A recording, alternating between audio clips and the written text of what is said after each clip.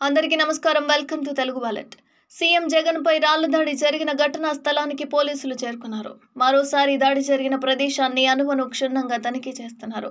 రాత్రి సీఎం జగన్ పై రాళ్లు రువ్విన ఘటనపై రీకన్స్ట్రక్ట్ చేస్తున్నారు పోలీసులు. ఈ ప్రాంతంలో దాదాపు 300 మీటర్ల వరకు ఎవరిని అనుమతించడం లేదు. ఘటన స్థలం చుట్టూ అనేక టీంలుగా విడిపోయిన ప్రత్యేక పోలీస్ బృందాలు దాడి జరిగిన విధానాన్ని పరిశీలిస్తున్నారు. ఇప్పటికే చుట్టుపక్కల ఉన్న అన్ని సీసీటీవీ రికార్డులు స్వాధీనం చేసుకుని కంట్రోల్ రూమ్ లో ప్రత్యేక టీం పరిశీలిస్తోంది. ఆగంతకుడిని పట్టుకునే పనిలో తలమునకలై ఉంది.